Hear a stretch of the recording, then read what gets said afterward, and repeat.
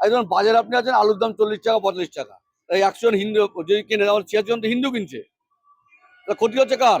মানে কি বলে, কমিউনিটির বিরুদ্ধে, বিশেষত ভারতবর্ষের ক্ষেত্রে মুসলিমদের বিরুদ্ধে ইসলাম বিদ্বেষ ছড়িয়ে তারা গোটা হিন্দু সমাজে।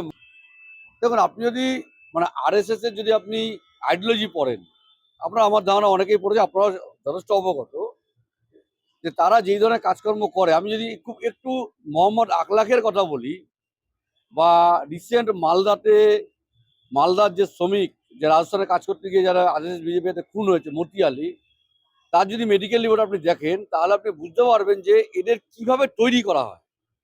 যে মোহাম্মদ আকলাকের ফ্যাক্ট ফাইন্ডিং রিপোর্ট যদি পড়েন, তাহলে আপনার মনে হবে যে একটা বাঘ বা একটা সিংহ একটা শিকারকে আর্ধেক খাওয়া অবস্থায় রেখে চলে গেছে।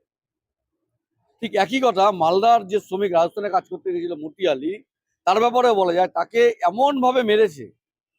তার মেডিকেল রিপোর্ট আমাদের কাছে আছে, আমরা ডাক্তারের সঙ্গে কথা বলেছি এটা নিয়ে। ডাক্তারবাবু জানিয়েছেন যে কোনো ভোঁতা কিছু দিয়ে তার পেটে যদি খুব জোরে আঘাত করা হয়, সেক্ষেত্রে দুটো জিনিস হতে পারে।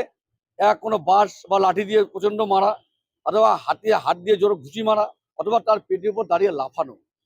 এইগুলো না হলে তার পেটের ভিতরে কিছু হতে পারে না। এবার আপনি ভাবুন যে একটা সুস্থ মানসিকতার লোক, তার পক্ষে এই কাজগুলো করা সম্ভব?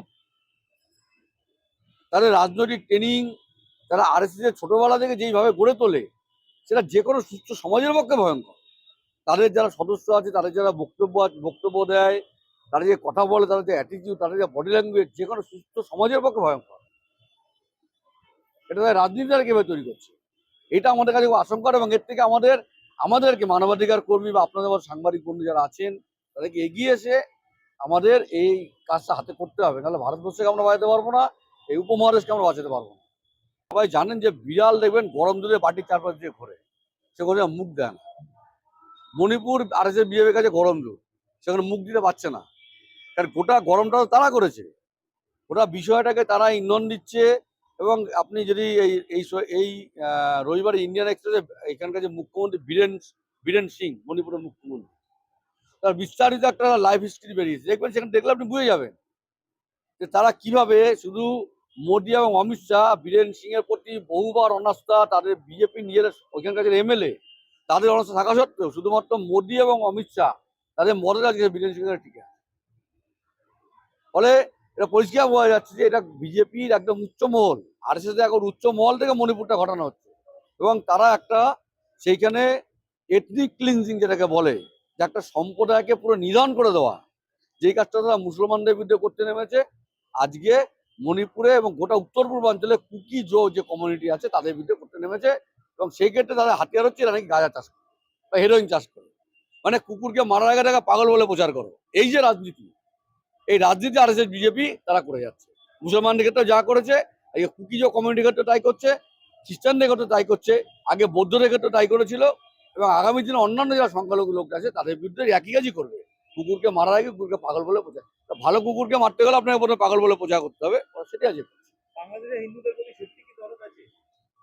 বিজেপির কোনো হিন্দুদের প্রতি দরদ নেই। আপনি যদি বলেন যে আমি যদি ইকোনমিক প্ল্যানে দেখি, যে ভারতবর্ষে সমস্ত চাকরি দরজা বন্ধ, ভারতবর্ষে তারা বলছে 85% হিন্দু, তার সবচেয়ে বেশি ক্ষতিগ্রস্ত হচ্ছে কারা? হিন্দুরা। যদি 100 জনের চাকরি দিয়ে থাকে, তখন 86 জন হিন্দুরা যাচ্ছে, ক্ষতি হচ্ছে। একজন বাজারে আপনি আছেন, আলুর দাম 40 টাকা 45 টাকা, এই 100 জন হিন্দু যদি কিনে, তখন 86 জন তো হিন্দু কিনছে, ক্ষতি হচ্ছে কার? যারা হিন্দুদের এত কথা বলে, তারা হিন্দুদের জন্য সমস্যাগুলো সমাধান করছে না কেন? কারণ এটাই তাদের রাজনীতি, যে একটা দলের বিরুদ্ধে, একটা মানে কি বলে, একটা কমিউনিটির বিরুদ্ধে, বিশেষত ভারতবর্ষের ক্ষেত্রে মুসলিমদের বিরুদ্ধে ইসলাম বিদ্বেষ ছড়িয়ে তারা গোটা হিন্দু সমাজের মগজকে তারা বন্যা করে দিতে চাইছে। এটা তারা পাচ্ছে না, যেখানে যেখানে পাচ্ছে না বলে তাদের উপর রাগ পাচ্ছে। সেখানে ফেক নিউজের বিধানসভায় দাঁড়িয়ে শুভেন্দু অধিকারী বললেন যে মুর্শিদাবাদের বেলডাঙ্গায় 50টা মন্দির ভাঙা হয়েছে। ওখানকার লোকাল থানা বা প্রশাসনের সঙ্গে আমরা যোগাযোগ করেছি, তারা বললো এরকম মন্দির ভাঙার একটাও লিখিত কোনো অভিযোগ হয়নি।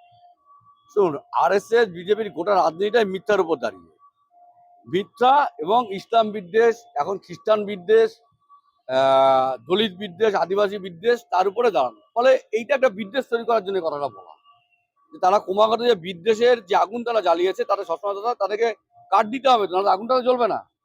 আমি যদি একটা চুলা জ্বালাই, তাহলে আমাদের চুলা তো কাঠ দিতে হবে।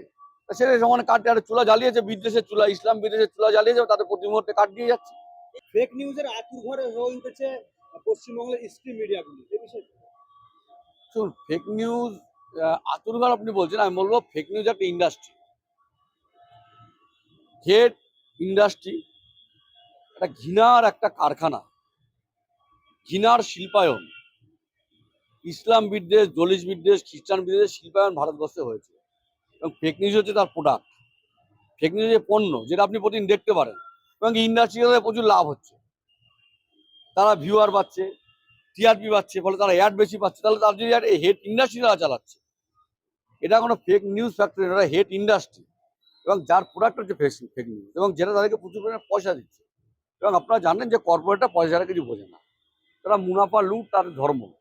তারা সেখানে যে হেড ইন্ডাস্ট্রি রয়েছে তারা মুনাফাটা লুটছে, সাধারণ মানুষের জীবন দেওয়া যাবে তাই তাদের কেউ যায় আসে না, এই তারা করছে।